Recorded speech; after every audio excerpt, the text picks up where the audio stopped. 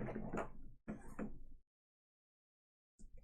दोस्तों, sleepy classes में आपका स्वागत है।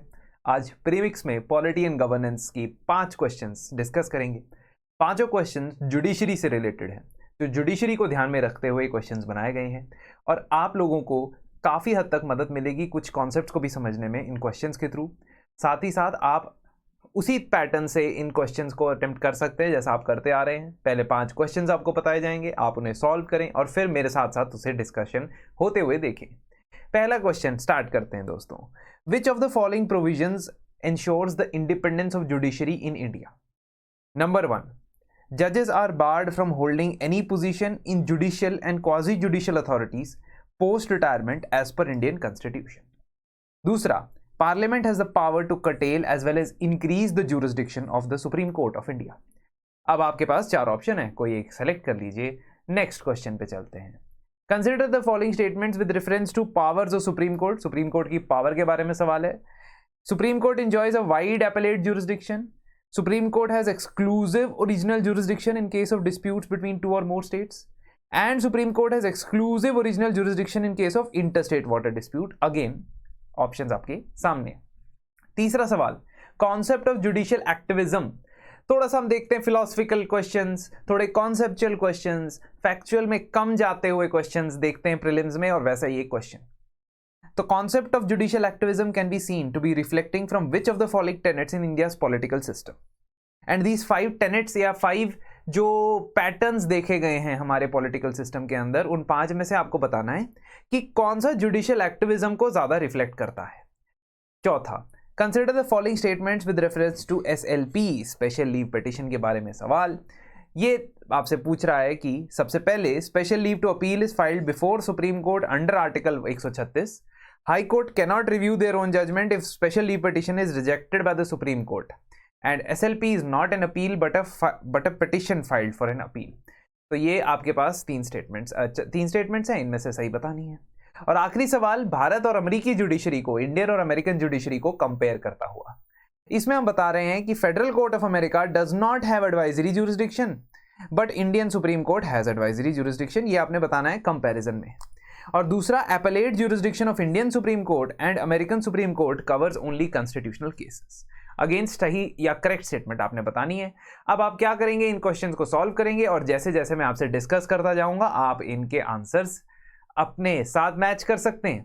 प्रीलिम्स की टेस्ट सीरीज दोस्तों यूपीएससी 2023 के लिए स्लीपी क्लासेस की तरफ से स्टार्ट हो चुकी है और इस टेस्ट सीरीज में अभी आपको 30 टेस्ट मिलेंगे जिसमें 12 फंडामेंटल टेस्ट होंगे और हमने इंक्लूड किए हैं रिवीजन टेस्ट भी, इन द सेंस कि आप एक बार टॉपिक पढ़ के भूल ना जाए, इसलिए उसको रिवाइज करने के लिए पहले फंडामेंटल टेस्ट में भी रिवीजन होगा और 9 एडवांस टेस्ट के अंदर के एंड में भी एक रिवीजन टेस्ट किया जाएगा एंड फाइनली आपके 9 FLTs या फुल लेंथ टेस्ट होंगे।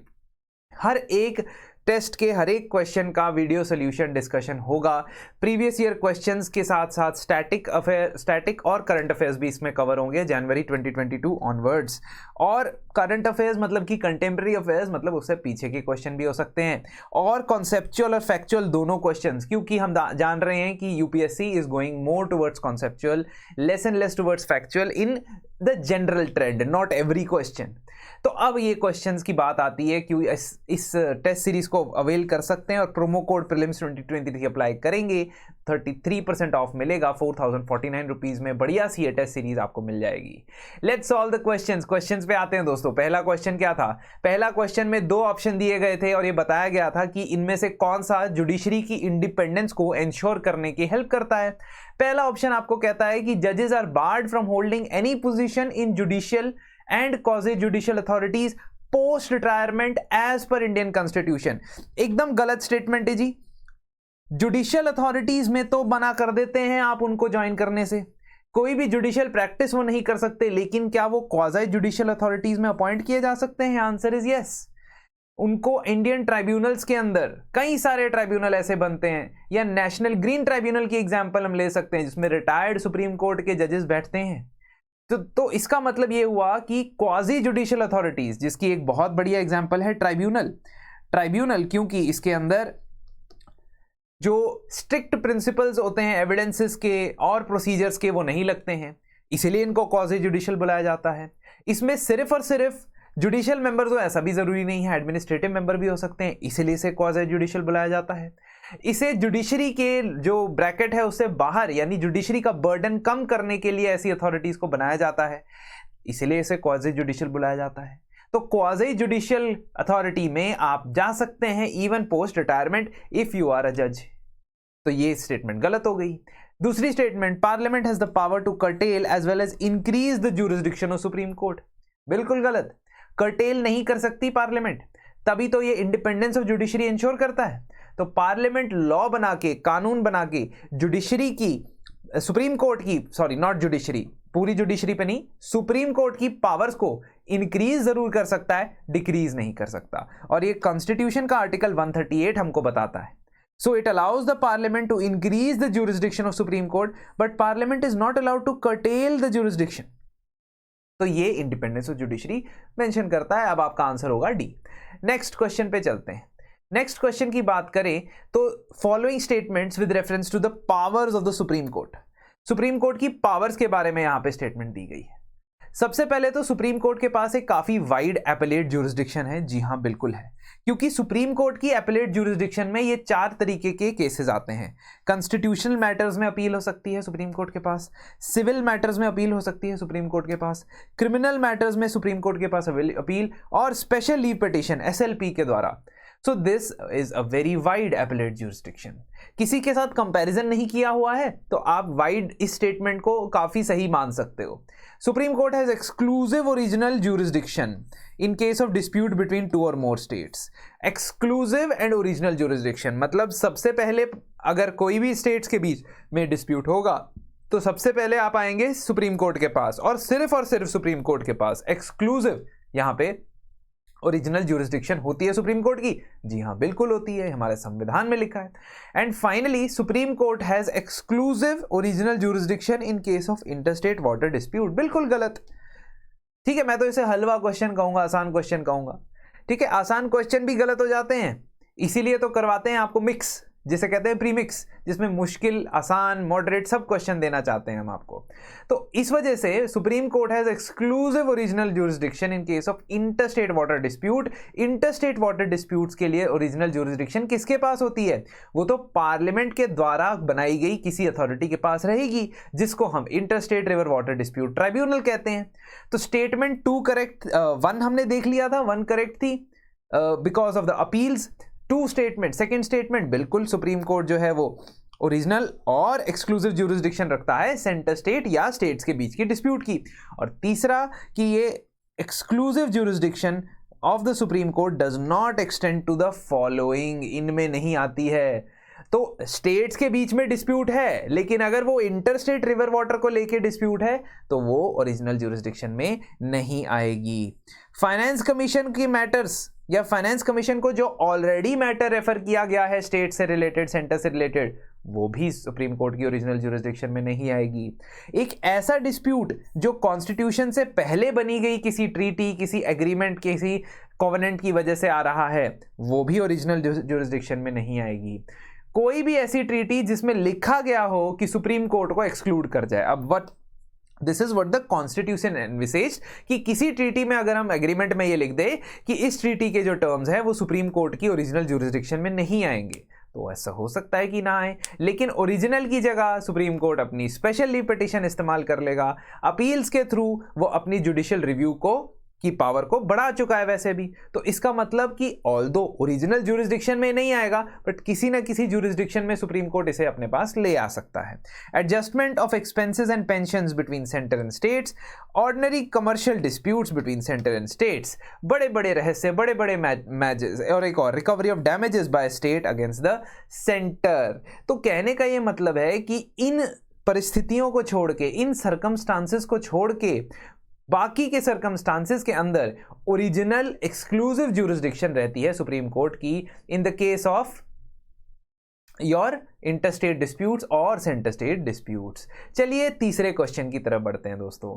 Concept of judicial activism can be seen to be reflecting from which of the following trends. ये हमने थोड़ा सा सोचने वाला सवाल डाला है, थोड़ा सा थॉट प्रोसेस को इवोक करने वाला सवाल डाला है। पांचों ऑप्शंस में से कौन से ऐसे ऑप्शंस हैं जो जुडिशियल एक्टिविज्म के आइडिया को रिफ्लेक्ट करते हैं। दोस्तों, जुडिशियल एक्टिविज्म क्या होता है? जुडिशियल एक्टिविज्म ये होता है कि अगर जुडिशरी अपने तथाकथित रोल के अगेंस्ट, मींस जो उनको असाइंड रोल दिया गया है संविधान के अंदर, उससे कुछ आगे बढ़ के और लोगों के जो की रिक्वायरमेंट्स है, समाज की जो रिक्वायरमेंट्स है, सोसाइटी की जो रिक्वायरमेंट्स है, उनको ध्यान में रखते हुए कुछ ऐसे कदम उठाता है जिसमें वो जितना ज़रूरत है उससे ज़्यादा लोगों की मदद करने की कोशिश करता है, ज़्यादा इंटरवेंशन करता है मैटर्स ऑफ लेजिस्लेचर या मैटर्स ऑफ एग्जीक्यूटिव में, तो उसे जुडिशियल एक्टिविज्म कहलाया जाता है। जुडिशियल एक्टिविज्म जो है यूएस के अंदर काफ़ी पहले से चल रहा है, क्योंकि यूएस के अंदर जो जुडिशरी की स्कोप है उसने अपने दायरे को बहुत ज़्यादा बढ़ा दिया हुआ है। भारत के अंदर 1980s से, खासतौर पे जो एनवायरनमेंट से रिलेटेड केसेस थे उसके बाद से, ये पीआईएल और पब्लिक इंटरेस्ट लिटिगेशन के माध्यम से जुडिशियल एक्टिविज्म बहुत ज़्यादा बढ़ा है। अब जुडिशियल एक्टिविज्म कब बढ़ेगा, यानी जुडिशरी ज़्यादा एक्टिव रोल कब प्ले करेगी, ये 5 में से स्टेटमेंट्स हमने मैच कर देने हैं। पहला statement, expansion of rights of hearing in the administrative process. इसका क्या मतलब होता है? राइट टू बी हर्ड और राइट ऑफ हियरिंग का मतलब ये कि किन परिस्थितियों में कोर्ट आपको ऑडियंस देगा, यानी कोर्ट आपकी बात सुनेगा।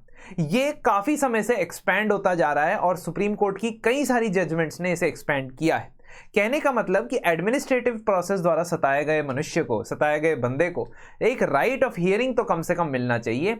ये एक्सपैंड हुआ है अधिकार। और अगर हम देखें, इफ वी एनालाइज, तो 1970 का क्रेपाक केस एक ऐसा केस था जिसके अंदर सुप्रीम कोर्ट ने इस एडमिनिस्ट्रेटिव प्रोसेस को या लेजिस्लेटिव प्रोसेस हो, कोई भी प्रोसेस से अगर कोई प्रताड़ित है, कोई ग्रीवेंस है किसी को, if someone has any grievance from administrative और legislative process, that person has the right to be heard. तो ये अधिकार की तरह देखने लग गए उसको। 1978 में भी मेनका गांधी जजमेंट में अगेन दिस वाज एक्सपेंडेड कि आपके जो अधिकार है उसकी सुनवाई होगी, और चाहे वो एडमिनिस्ट्रेटिव प्रोसेस के थ्रू हो, लेजिस्लेटिव प्रोसेस के थ्रू हो, उसकी सुनवाई की जाएगी। दूसरा, excessive delegation without limitation.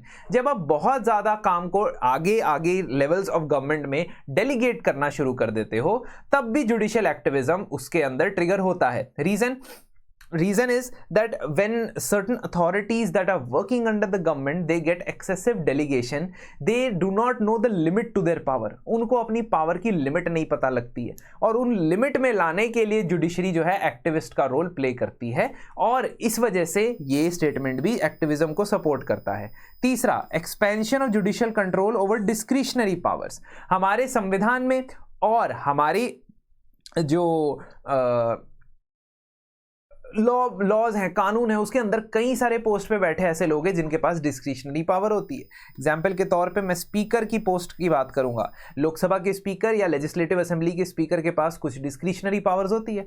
For example, anti defection के मामले में कई बार ऐसा देखा गया है कि क्योंकि स्पीकर के पास कोई टाइम लिमिट नहीं होती है टू डिसाइड कि if someone should be disqualified as per anti defection और नॉट, वो बैठे रहते हैं एप्लीकेशन के ऊपर और कोई भी फैसला नहीं सुनाते। अब जुडिशरी कैसे एक्सपेंड करती है? जुडिशरी ऐसे एक्टिविस्ट बनती है कि 2020 में जुडिशरी ने मणिपुर के अंदर असेंबली के मेंबर्स को खुद ही डिस्क्वालीफाई कर दिया, क्योंकि इतने समय से एक पिटीशन जो थी डिस्क्वालिफिकेशन की 3.5 साल से स्पीकर के पास पड़ी हुई थी, स्पीकर उन्हें डिस्क्वालीफाई कर नहीं रहे थे, तो जुडिशरी ने कहा लाओ मैं ही तुम्हारा काम कर देती हूं।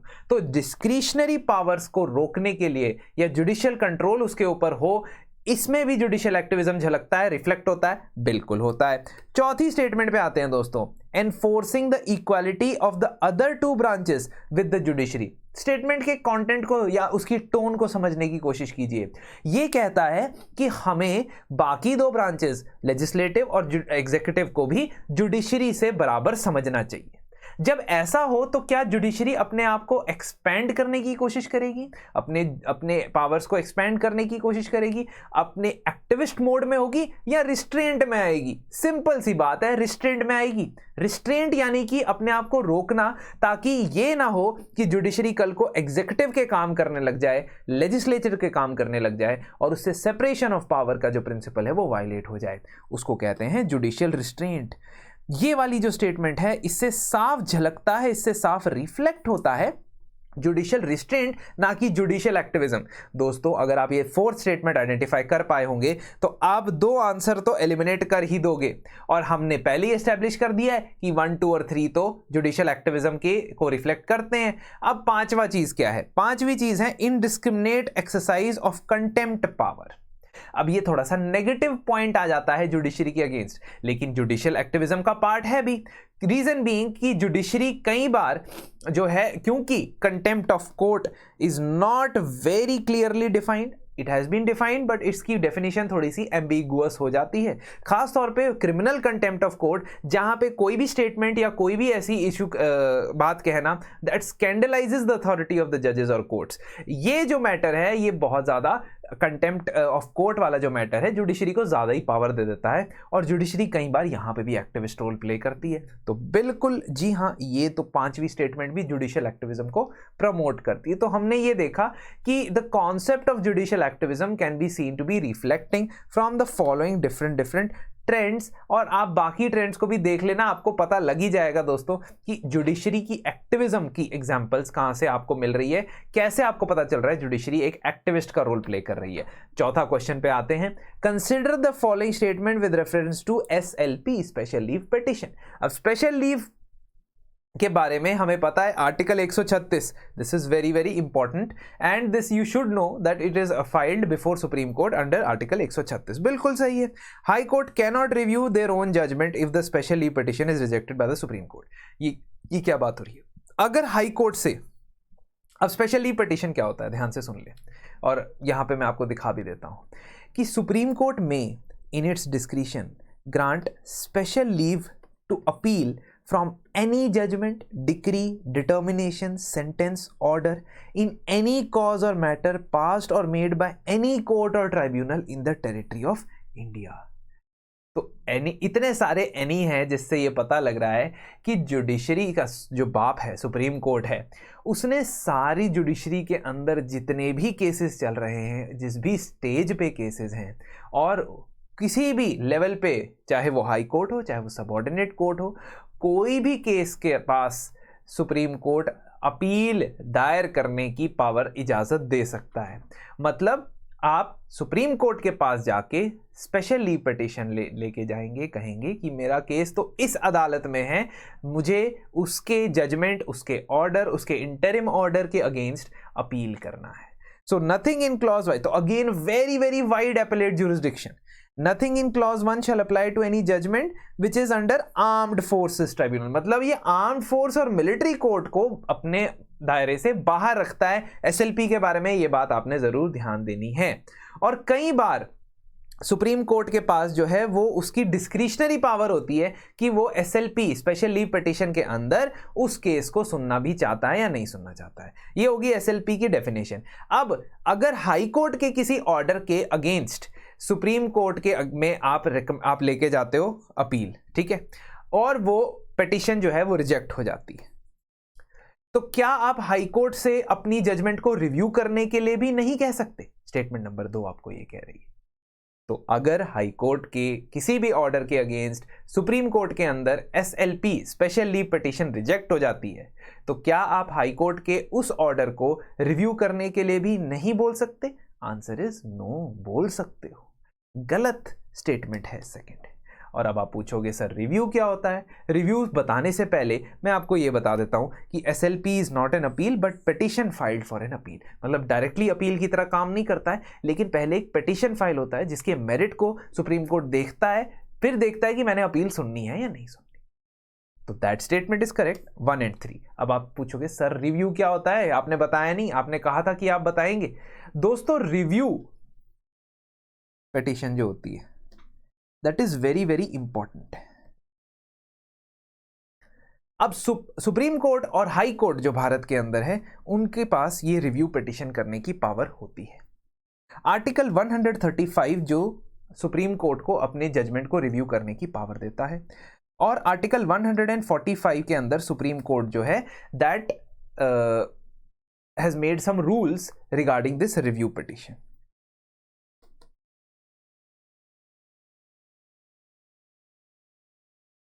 अब रिव्यू पिटिशन का ध्यान से सुनना है हमने।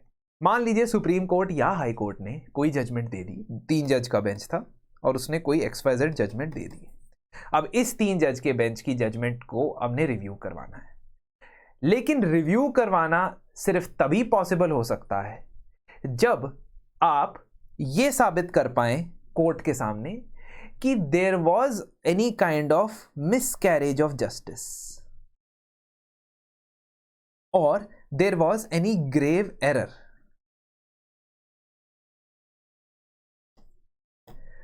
तो आपको यह प्रूव करना होगा कि भाई साहब इस जजमेंट के अंदर कोई बहुत ही बड़ा एविडेंस आपने मिस कर दिया है, स्किप कर दिया है, बहुत ही बड़ा ग्रेव एरर जुडिशरी से हो गया है ये समझने में कि जो फैक्ट्स थे केस के उसमें से एक बहुत बड़ा फैक्ट जो है वो मिसिंग रह गया है। एग्जाम्पल के तौर पे अगर क्रिमिनल केस की बात करें, क्रिमिनल केस के अंदर अगर ऐसा पता लगता है, पहले होता है कि जी मर्डर वेपन था नहीं, तो इसलिए हमने सर्कमस्टेंशियल एविडेंस पे किसी बंदे को सजा दे दी। अब मान लीजिए मर्डर वेपन मिल जाता है, ठीक है, और अब पता चलता है कि इससे जो सारा केस है वो पलट सकता है, तब रिव्यू पिटीशन होती है। अगेन इवन इफ जुडिशरी की तरफ से, खुद जुडिशरी की तरफ से, क्योंकि उन्होंने अपने आप को रिव्यू करना है, तो खुद जुडिशरी की तरफ से कोई फैक्ट मिस हो गया हो तो उसको रिव्यू करवाने की इजाजत मिल जाती है। तो सबसे पहले जब आप रिव्यू पिटीशन डालते हो तो आप यही एक्सपेक्ट करते हो कि वो आपको बताएंगे कि सर मैं इसे रिव्यू कर रहा हूं क्योंकि सो एंड सो गलती हो गई थी, इतनी बड़ी मिस्टेक हो गई थी और इस वजह से हमारा जो केस है, जो जजमेंट है, उसे दोबारा देखना पड़ेगा। पूरे केस को नहीं देखा जाता है, सारे गवाहों को, सारे विटनेसेस को, सारे एविडेंसेस को नहीं लाया जाता है, सिर्फ जो पिन पॉइंटेड चीज आपने रिव्यू करने के लिए बोली है उसी के लिए अलाउ किया जाता है। दूसरी चीज आपने क्या ध्यान रखनी है, रिव्यू पिटीशन में हमेशा यह कोशिश की जाती है, और रिव्यू पिटीशन डालने के लिए आपके पास 30 डेज का टाइम होता है जजमेंट के बाद से। तीसरी चीज आपने क्या याद रखनी है कि रिव्यू पिटीशन जब आप डालते हैं तो उसमें आर्ग्यूमेंट्स नहीं होते, मतलब कोर्ट के अंदर लॉयर्स आर्ग्यूमेंट नहीं पेश करते, आपकी पिटीशन सर्कुलेट होती है जजेस के अंदर, उनके चेंबर्स में। तो उनके चेंबर्स में उनके पास जाती है और जजेस के सर्कुलेट होती है। रिव्यू पिटीशन में हमेशा यह कोशिश की जाती है, हमेशा यह ध्यान रखा जाता है कि जिस 3 जज के बेंच ने वो जजमेंट दी थी, रिव्यू पिटीशन भी वो 3 जज के बेंच ही सुने। दैट सेम जज should be there preferably. But कई बार ऐसा हो जाता है कि तबादला हो गया, अनअवेलेबिलिटी हो गई, ट्रांसफर हो गया बंदे का, तब कोई और रिप्लेसमेंट भी चुनी जा सकती। तो रिव्यू पिटीशन में बहुत ही ज्यादा स्पेसिफिक चीज को आप पॉइंट आउट करते हो कि so and so thing has led to miscarriage of justice, you should review your judgment। और वही 3 जज का सेम बेंच सुनता है और इस रिव्यू को फिर इस रिव्यू के बारे में बताता है कि क्या मैं इसको चेंज करना चाहूंगा या नहीं, जो मैंने पहले जजमेंट दी थी वही कंटिन्यू रखना चाहूंगा। दोस्तों इन चीजों को ध्यान रखना है। अब रिव्यू पिटीशन हाई कोर्ट में हो सकती है, इवन इफ सुप्रीम कोर्ट उसके ऑर्डर के अगेंस्ट की स्पेशल लीव पिटीशन को खारिज कर दे। तो ये कोई ऐसा नहीं है कि सुप्रीम कोर्ट ने कह दिया कि हाँ जी SLP जो है रिजेक्ट हो गई तो फिर आप हाई कोर्ट के पास वो रिव्यू नहीं करा सकते। एग्जाम्पल देता हूँ, एग्जाम्पल का मतलब ये कि हाई कोर्ट ने कोई जजमेंट दी, उसके खिलाफ मैं स्पेशल लीव पिटीशन पे चला गया उसको लेके, ठीक है, SLP में चला गया, क्योंकि वो सिंपल जजमेंट से नहीं जा रही थी, मतलब सिंपल जो अपील होती है ना उसके लिए क्वालिफाई नहीं हो रहा था, चला गया, सुप्रीम कोर्ट ने रिजेक्ट कर दिया स्पेशल लीव पिटीशन, कहा कि मैं नहीं एंटरटेन करूंगा। तो इसका मतलब ये नहीं है कि आप हाई कोर्ट को रिव्यू करने के लिए जजमेंट नहीं बोल सकते हो। यही स्टेटमेंट पूछ रही थी, अब आपने स्टेटमेंट का आंसर दे दिया है। रिव्यू पिटीशन के साथ साथ और भी पिटीशंस होती हैं, जैसे क्यूरेटिव पिटीशन, मर्सी पिटीशन। इनके बारे में अगर आप चाहते हैं कि मैं अलग से वीडियो बनाऊं इन सभी पिटीशंस के बारे में, तो प्लीज़ कमेंट करें, थोड़ा मुझे हौसला मिले कि हाँ मुझे मेरी तरफ से आपको ये रिक्वायरमेंट है, तो फिर मैं आपको पूरा समझा दूंगा, क्योंकि अब आपको ये समझ तो आ गया होगा कि this is a very important part of the polity syllabus. आखिरी क्वेश्चन देखते हैं, इंडियन और अमेरिकन जुडिशरी के बीच में हमने डिफरेंसेस बताने हैं।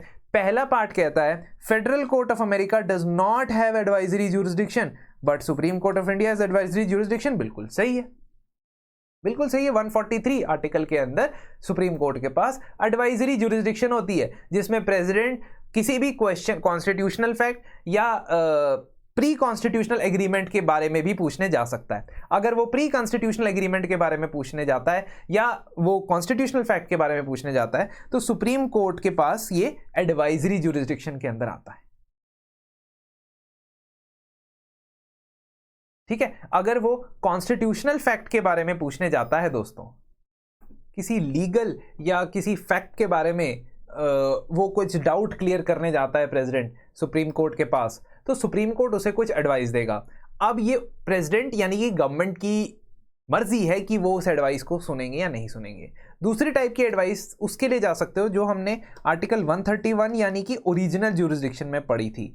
और ओरिजिनल ज्यूरिसडिक्शन के अंदर याद है आपको, एक ज्यूरिसडिक्शन ऐसी होती थी जिसको एक्सक्लूड किया जाता था सुप्रीम कोर्ट की ओरिजिनल ज्यूरिसडिक्शन से, वो थी कोई भी ऐसा कन्फ्लिक्ट या डिस्प्यूट जो प्री कॉन्स्टिट्यूशनल ट्रीटी की वजह से आ रहा हो। अगर ऐसा डिस्प्यूट, प्री कॉन्स्टिट्यूशनल ट्रीटी वाला डिस्प्यूट मैं सुप्रीम कोर्ट के पास ले जाऊं अंडर एडवाइजरी ज्यूरिसडिक्शन, तो सुप्रीम कोर्ट जो एडवाइस देगा वो मुझे माननी पड़ेगी, क्योंकि मैंने अपनी ओरिजिनल ज्यूरिसडिक्शन जो थी वो लेके गया हूं, उसको एपेलेट में उसको एडवाइजरी में कन्वर्ट कर दिया है। तो आप ये समझे कि जुडिशरी दो तरीके से, सुप्रीम कोर्ट दो तरीके से एडवाइस दे सकता है। एक, एनी क्वेश्चन ऑफ लॉ और फैक्ट, है ना, कोई कॉन्स्टिट्यूशनल प्रोविजन हो, कोई कानून हो, उसके बारे में, तब जो सुप्रीम कोर्ट रिकमेंडेशन देता है वो कंपलसरी नहीं होता। लेकिन अगर वो रिकमेंडेशन देता है ऑन प्री कॉन्स्टिट्यूशनल ट्रीटी तब वो कंपलसरी होता है। दूसरी चीज क्या थी इसमें, एपेलेट ज्यूरिसडिक्शन जो भारत के अंदर है उसमें कॉन्स्टिट्यूशनल, क्रिमिनल, सिविल केसेस सब आते हैं, जबकि सुप्रीम कोर्ट ऑफ अमेरिका सिर्फ और सिर्फ अपील में कॉन्स्टिट्यूशनल केसेस ही सुनता है। बहुत ज़्यादा इंपॉर्टेंट ये बात यहाँ पे हो जाती है। तो federal court of America does not have advisory jurisdiction. Original jurisdiction of Indian supreme court सिर्फ फेडरल केसेस कवर करती है, बट अमेरिका के अंदर जो ओरिजिनल ज्यूरिसडिक्शन है वो इंडिया से ज़्यादा है। नेवल फोर्सेस से रिलेटेड कुछ मैटर्स, मैरीटाइम एक्टिविटीज़, एम्बेसडर्स, ये सब इंक्लूड होते हैं। Appellate jurisdiction Indian supreme Court की बहुत ज़्यादा वाइड है, अमेरिकन सुप्रीम कोर्ट की जो है वो सिर्फ कॉन्स्टिट्यूशनल केसेस के अंदर आती है। आखिरी चीज़, पावर्स और जुडिसडिक्शन जो भारत के सुप्रीम कोर्ट की है वो बढ़ाई जा सकती है भारत की पार्लियामेंट के द्वारा, लेकिन अमेरिकन सुप्रीम कोर्ट के अंदर जो पावर दे दी संविधान ने वो वैसे की वैसी रहेगी, ना वो कम होगी ना बढ़ाई जाएगी पार्लियामेंट के द्वारा। तो ये चीज दोस्तों आपको याद रखनी है। 4 डिफरेंसेस हमने इंडियन और अमेरिकन जुडिशरी के बीच में पढ़े। इसके अलावा दोस्तों एक और इन्फॉर्मेशन आपको देना चाहूँगा, यूपीएससी 2023 के लिए हमारा करंट अफेयर्स प्रोग्राम चल रहा है, जिसके अंदर हमने specially curated current affairs daily 6 days a week basis पे हमारा चलता है। हर एक दिन एक एक सब्जेक्ट उठाया जाता है, टॉपिक वाइज डिस्कशन होता है और पीडीएफ भी डेली और मंथली कंपाइलेशंस आपको मिल जाती हैं। हमारे प्रीलिम्स और मेंस ओरिएंटेड करंट अफेयर्स के अंदर रेलेवेंट प्रीवियस ईयर क्वेश्चंस भी डिस्कस किए जाते हैं। तो ये चीज़ आपने ध्यान रखनी है। इस कोर्स को आप अवेल कर सकते हैं एंड कोड का इस्तेमाल भी कर सकते हैं। अगले प्रीमिक्स तक के लिए धन्यवाद।